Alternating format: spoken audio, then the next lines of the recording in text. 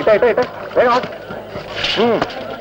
Sir, എന്താ ദാമു? ഇന്നലെ നമ്മുടെ എഞ്ചിനീയർ സാറിന് ചെറിയൊരു അബദ്ധം പറ്റി. എന്താ ദാമു? കാര്യമായിട്ടൊന്നുമില്ല. പുള്ളി ബാത്റൂമിൽ കാല് തന്നെ വീണു.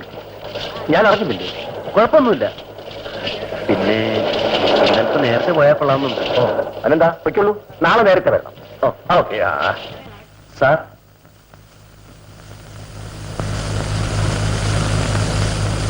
എന്താ ദാമു? പണിസ്ഥലത്ത് സാറിനെ കണ്ടില്ല. ആ സംഭവം മാനസികമായി എന്നെ ആകെ ഒലിച്ചു കളഞ്ഞു. അതൊക്കെ മറന്നു കളയൂ സാർ.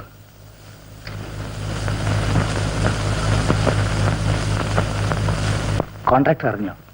ഇല്ല, ഞാൻ പറഞ്ഞത് ബാത്റൂമിൽ തന്നെ വേണമെന്നാണ്. അതേതായാലും നന്നായി. പിന്നെ നമ്മുടെ ജോലികളൊക്കെ ഭംഗിയായി നടക്കുന്നുണ്ടല്ലോ? ഉണ്ട്. സാറിന് കുഴപ്പമൊന്നുമില്ലല്ലോ? ഏതായാലും ഇതൊന്നും മാറുന്നവരെ പുറത്തിറങ്ങി നടക്കാൻ പറ്റും. നാണക്കേടായിപ്പോയി. അതൊന്നും സാരമാക്കാനില്ല. ഇനിയും അയാൾ എന്തെങ്കിലും കുഴപ്പത്തിന് വന്നാലോ എന്നാ പേടി. സാറ് പേടിക്കണ്ട. ഇനി എന്തെങ്കിലും പ്രശ്നം അവൻ ഉണ്ടാക്കിയാൽ കോൺട്രാക്ടറുടെ മകനാണെന്നൊന്നും ഞാൻ കരുതില്ല.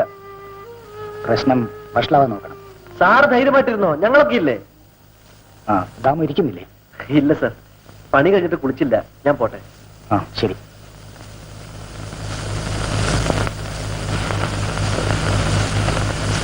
ഞാനൊന്ന് പുറത്തോട്ട് പോവാണ്, വരാൽപ്പം വൈകും. ഞാൻ ഒരാളെ കാണാൻ പോവാണ്. നീ 14 നമ്പർ കളർ ഷാപ്പിലേക്ക് പോവല്ലേ? അച്ഛന് പറഞ്ഞ മനസ്സിലാവില്ലെങ്കിൽ ഞാൻ എന്ത് ചെയ്യാനാ?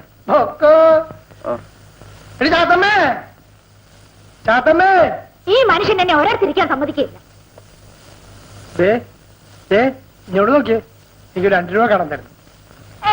ഞാൻ അടുക്കളയെ നോട്ടെടുത്തോണ്ടിരിക്കുകയല്ലയോ? താ വന്നെ ഇങ്ങോട്ട്. ഞാൻ 2 രൂപയല്ലേ ചോദിച്ചുള്ളൂ. നീ പിണങ്ങാതെ. കുടിച്ചു ബോധമില്ലാണ്ട് വരാനാ. കൊണ്ടുപോ. എല്ലാരും ഞാനും അളിയന്റെ വയറ്റിലെ കല്ലാടത്ത്, അളിയന്റെ വയറ്റിലെ കല്ലാടത്ത്.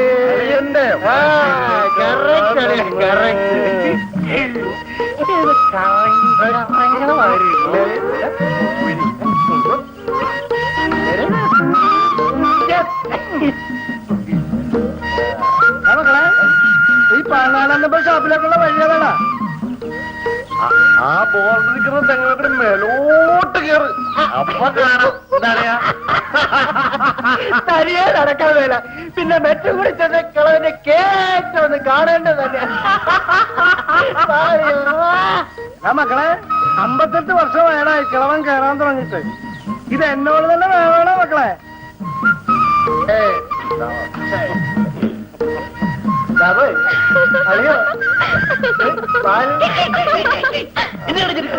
എങ്ങനെ ചിരിക്കാതിരിക്കും? അവിടെ കഴുക്കുണ്ട്, ഞാൻ പായ എടുത്തിടാം. നിന്റെ പായം വേണം, ഒരു കുന്തം വേണം.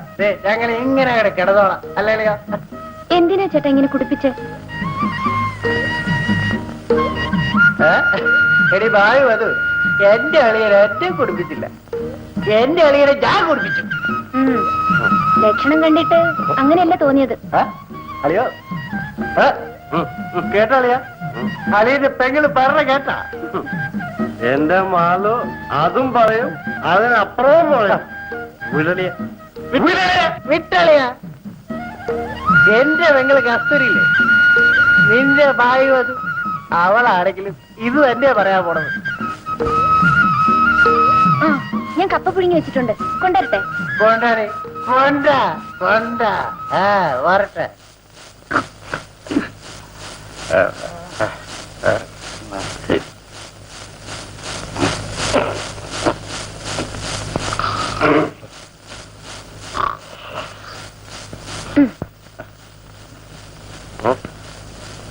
സത്യേട്ടാ,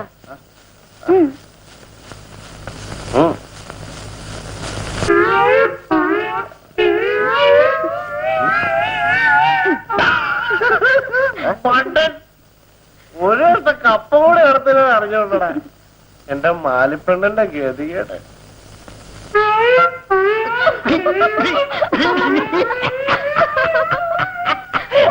അളിയേറിയ കപ്പതിരാൻ എന്റെ ഭയങ്കര കഷ്ടകാലം. നമ്മൾ പ്രതീക്ഷിക്കാത്തതാണ് പലപ്പോഴും സംഭവിക്കുന്നത്. നമ്മൾ തമ്മിൽ കണ്ടുമുട്ടുമെന്നും ഇങ്ങനെയൊരു ബന്ധമുണ്ടാവുമെന്നും ഞാൻ ഒരിക്കലും പ്രതീക്ഷിച്ചില്ല. എല്ലാം എവിടെ ചെന്ന് അവസാനിക്കുമെന്ന് ആർക്കറിയാം.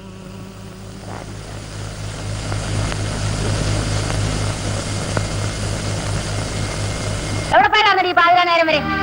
കൂട്ടുകാരിയുടെ വീട്ടിൽ പോയതാ. ഒരു കൂട്ടുകാരി ആ ദാമോച്ചർക്കന്റെ കൂടെ പോർക്കണ്ട പെണ്ണാ നീ. അവനൊന്നും പിടിക്കൂല. ഒരാത്ത് കണ്ടു കണ്ടില്ലേ കണ്ടുപിടിക്കും. സീതയെ കണ്ടു. പണ്ടാരടങ്ങ ഒട്ടക്കട്ട കുടിയും കുടിച്ചോണ്ടാ വന്നിരിക്കണോ? എരിവേ സീതയെ കണ്ടു. ഞാൻ സീതയെ അന്വേഷിച്ച് നടക്കുന്ന ശ്രീരാമനാ. ഇത് സീത, ഇത് രാമൻ, അവന് ഇത് രാവണൻ. ആ പിന്നെ ഒരു ബില്ല് മാറാനുണ്ട്. ഞാൻ നാളെ തിരുവനന്തപുരത്തേക്ക് പോകുന്നു. ഷാജൻ വരുന്നു. വീട്ടിൽ വന്ന് കയറാമല്ലോ.